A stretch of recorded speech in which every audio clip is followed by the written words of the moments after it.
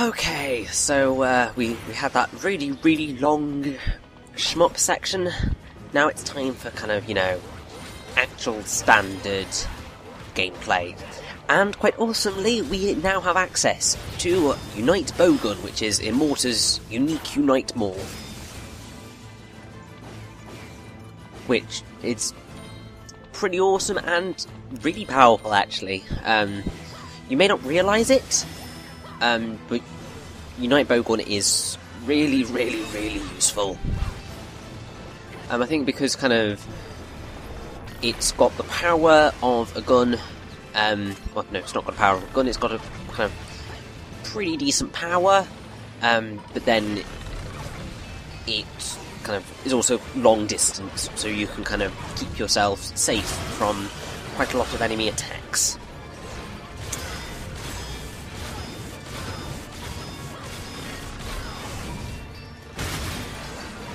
Now, kind of having seen that Immorta has a unique Unite Morph, you may be able to guess that there are other unique Unite Morphs in the game. Although we are not going to get access to them for a little while at least. Now, don't do what I'm about to do. I mean, it's not going to bring an end to having that mission happening, but it does mean that you take longer. Because if you run away from where a mission was without kind of killing all the enemies, then you can miss the mission. You need to, get that to have the score count on your final thing. Now, that Geathjerk file that I got was from that box there. It was rather silly in shooting blindly, but I think it went rather well, considering.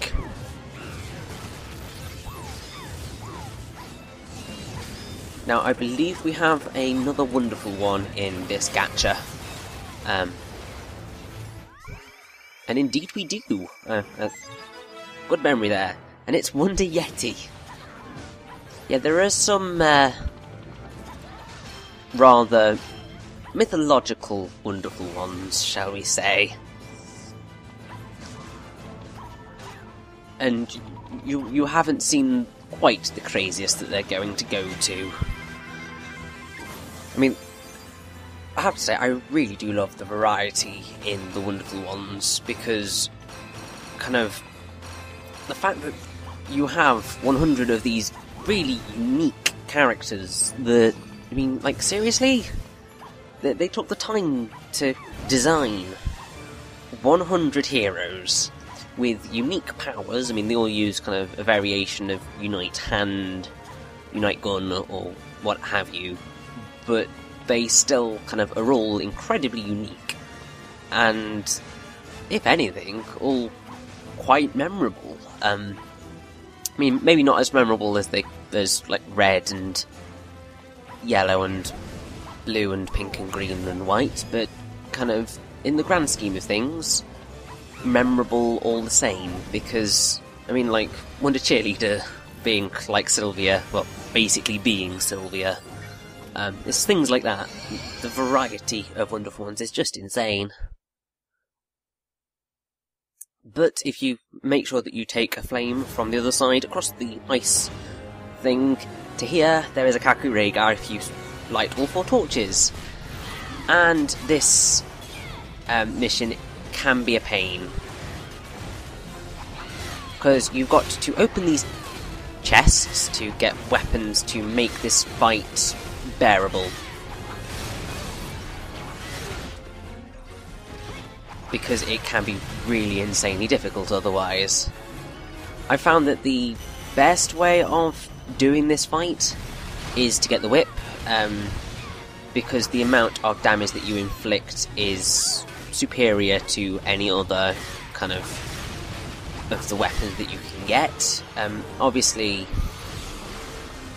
there are other options, but I would argue that if you want to get through this quickly, it's the best way. And as you can see, by this point I just didn't care about losing health. I just wanted this thing to be over, because it took me a good few tries to complete. Because, I mean, the Haganese can be a pain in the butt.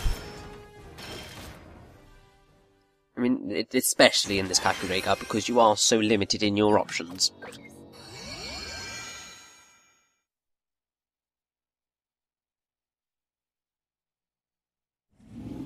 I mean, you can also probably see at this point that 006B is really, really long. Like, I mean, far longer than it probably should be. But thankfully we've got a few things to temper the blow.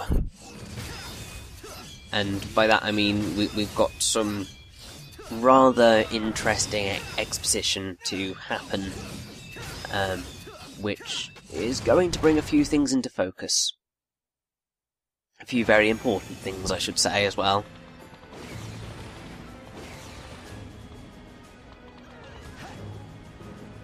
But also there are quite a lot of secrets in this level, one of which is going to interrupt something, and I feel really bad that it does, but I didn't think about it when I was recording until after I did it, and I was like, oh, I shouldn't have done that. But either way, I should probably also point out that at the time of commentary recording, it was revealed by Sakurai that there were going to be trophies of some of the wonderful ones in Super Smash Bros. For the Wii U and the 3DS, which I think is pretty awesome. And there was a snapshot of Wonder Red, which was awesome.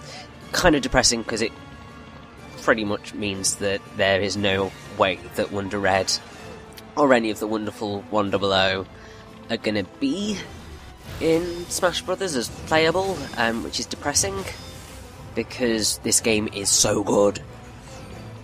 And I am very glad to see that I am not alone in thinking that it is one of the greatest games on the Wii U at present, even with all of its flaws. Because I was on the NeoGAF, or NeoGAF as I should just probably call it, instead of calling it the NeoGAF. And somebody was asking about, I'm getting a Wii U, what games should I get for it? And pretty much immediately what was suggested was the Wonderful 101, and then a lot of people corroborated that information, that it is one of the best games on the system, and it really, really is. So it depresses me so much that Nintendo basically did not advertise this in the slightest. I mean, I guess they kind of figured that it wasn't going to be a big seller, because I mean, obviously with the art style and the difficult gameplay and the very unique kind of concepts that are going on in this game, they probably realised that not a whole lot of people were going to want it.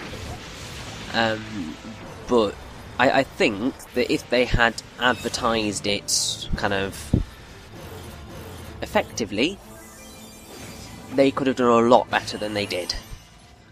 Because there is a lot to love about the Wonderful 101. An insane amount. And I think most people that I have kind of seen having played the game are in love with it. I mean, there are the people who got frustrated and gave up, and evidently this game is not for them. But for the people who kind of persevered, it's like one of their favourite games ever. And I totally agree with them. So, here's hoping to Wonderful 102 or what have you. I know Hideki Kamiya does want to make one, but obviously it totally depends on whether Nintendo will foot the bill, considering the first one didn't do that well. Although I would suspect that the game has the possibility of becoming a real cult classic, in the same vein as Okami, really. In the fact that obviously Okami is another game by Hideki Kamiya that was, well, it was much more critically lauded than the Wonderful 101 was, because I will say now, I do believe that a lot of video game journalists these days aren't quite as respectable. Well, not respectable really, but kind of, I don't trust a lot of their judgments nearly as much as I think I used to, because the way they do reviews kind of shows a lot of bias and generally not a lot of care towards the games that they play. But Okami was another game that sold very poorly originally, and then kind of over time there were the people that played it and were just like, oh my god, this game is amazing, and kind of just kept talking about it, really. And then it got re-released it went from PS2 to the Wii, and then it got a sequel which also did very poorly, but then again, it wasn't the best sequel in the world, so that can hardly be considered to help. But then they did Okami HD, so it's kind of, people know that Okami exists, and people know that Okami is good. So there is a lot of love for it, and I think that the Wonderful 101 can basically fill a very similar niche, although I don't think it quite has the possibility of ever being re-released in any form, because obviously it's so new and it does require the gamepad to function, essentially, because so much of the game is done with the gamepad.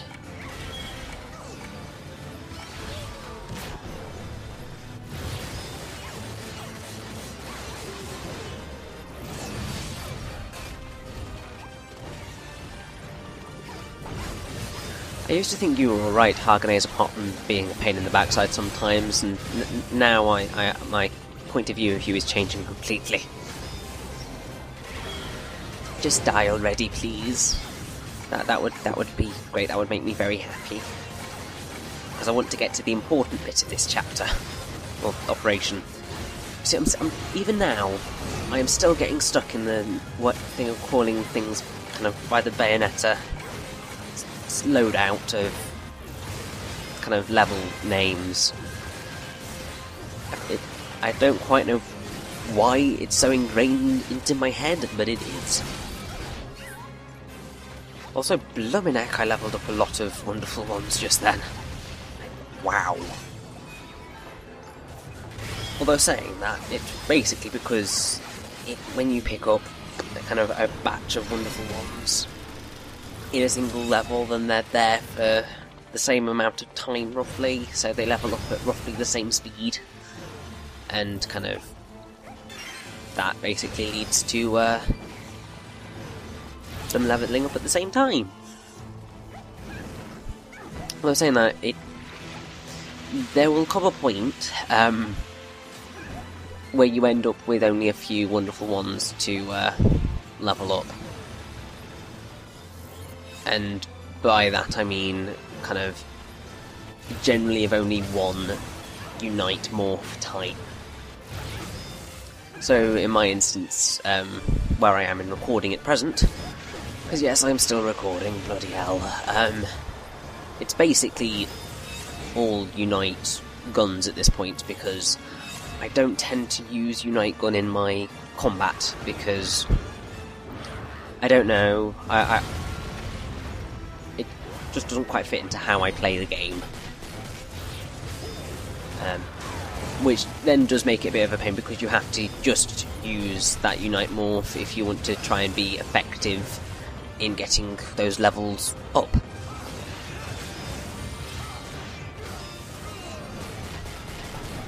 Also, we have another one of these missions, which, once again, I will say, are not the best type of mission in the world. Thankfully, there is literally just the one in Operation 005 and this one. And also, once again, thankfully, you don't immediately kind of get a game over if you fall off. Because that would be absolutely evil. It'd be more akin to kind of the final Kakurega, which is just evil. And I'm kind of bigging it up as a lot, but it's probably the most evil one in the entire game. And that's not even taking the harder difficulties versions into account, because I think those are even worse in the grand scheme of things. Still, I believe we're basically at the point where we are going to get our plot exposition dump. So if you remember what happened when we were having Blue's backstory, we're essentially going to get something very similar. And very important, so I should really not do what I'm going to end up doing during this.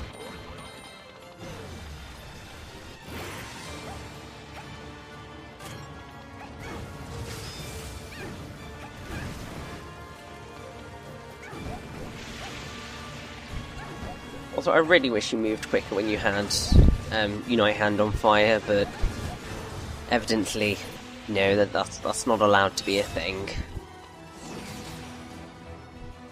But here we go. We're about to get that exposition dump. Whilst fighting, obviously, but still.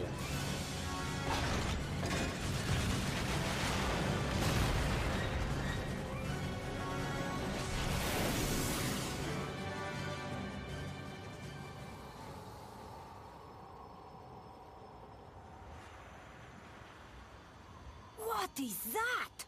Is that writing? Yeah, it says, "I wait at the summit." Signed, Prince Vorkin.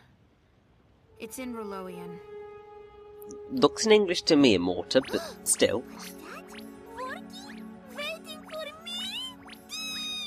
I must take a flight. I have to redo my makeup. This Rhulloian is what exactly?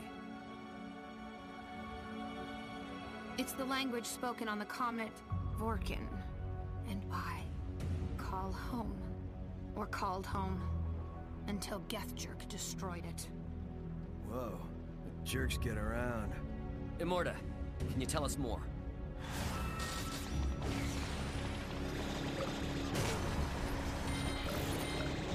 The comet Rhullo was a beautiful world. Verdant, rich, forever voyaging across the deepest reaches of space. Vorkin was born to the royal family of Rhullo. As a young prince, he was kind and wise. Oh, the young prince. Can't you just see him? Oh my god, that is so precious. Can you pipe down? I'm trying to listen. And I'm trying to get things in the toilet, but it won't work. We'll do it later.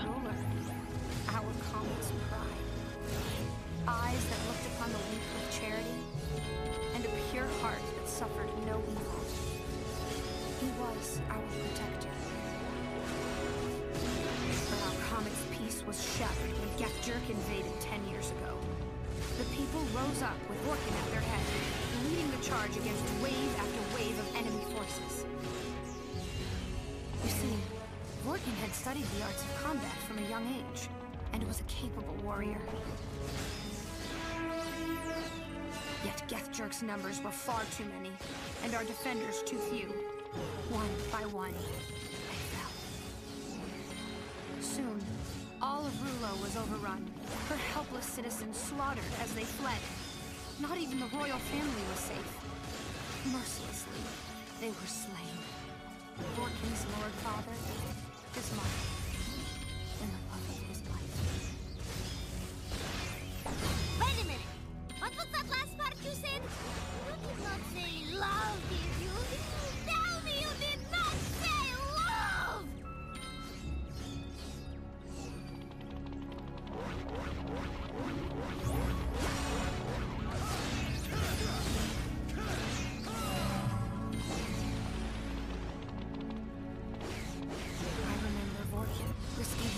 life to protect me, ensuring I safely reached the escape ship. And then, looking back from space as Rhullo glowed bright like a ball of celestial flame. One last, brilliant flash, and she was gone. Now, in here is another wonderful one. Unfortunately, it's going to interrupt the story a bit. I apologise for this. I will show off the cave itself later, but I didn't want to interrupt the story too much. And I will shut up now, because this is really sad. It was not until many years later, after I had joined the Galactic Federation Police to pursue Geathjerk, that I again saw him as he is today. A merciless raider. Pillager of worlds, with eyes that burn like flame. The prince I once knew is gone. Now only Vorkin, space pirate, remains.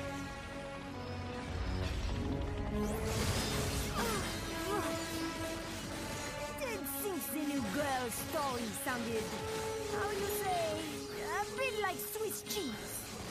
From crown prince to nomad pirate. Yeah, that's classic. Please, you would not know class if it walked up and wrapped its manicured fingers around your neck and throttled you, you living punk! Be careful, Blue! The girls, they are quite scary!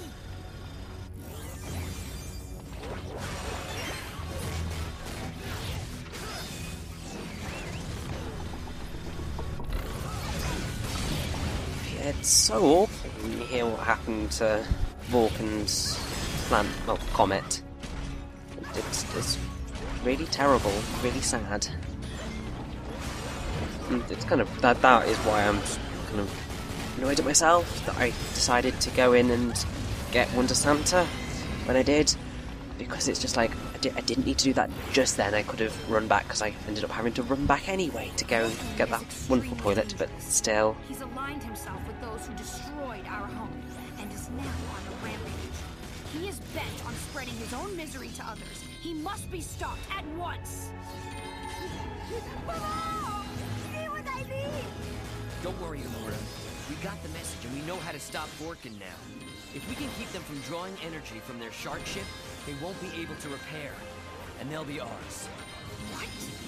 You mean you hadn't realized this before? Huh? Don't tell me there's another only way to stop them. No.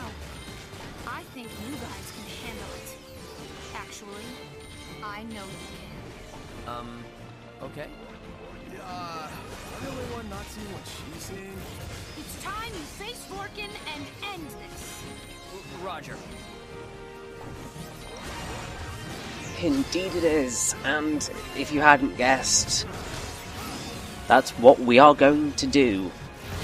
Our next fight with Vorkin will indeed be our last, and it is going to be epic. And completely balmy at the same time, but primarily epic beyond all belief.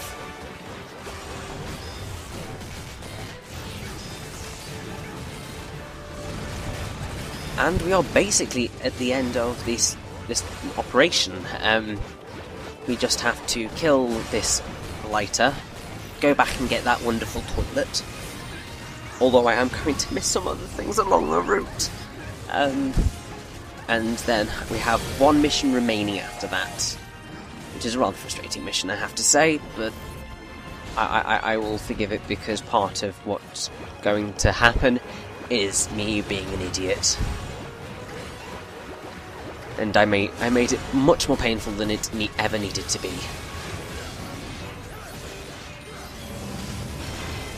But there we go, that rather long and very exposition dumpy mission is done. I do think it's really, really good. I just wish that it kind of wasn't... well, there wasn't so many secrets along the route. Because you want to stop and you don't know whether you're going to get the chance to go back. And that's what made me grab Santa when I did. And yes, that is Santa that we have now. They weren't lying to you. Santa is real. In the world of the Wonderful 101, anyway.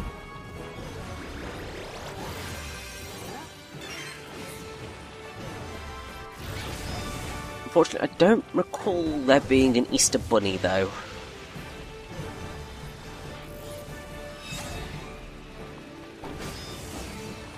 To be perfectly honest, I don't really recall there being any other kind of holiday-related wonderful ones.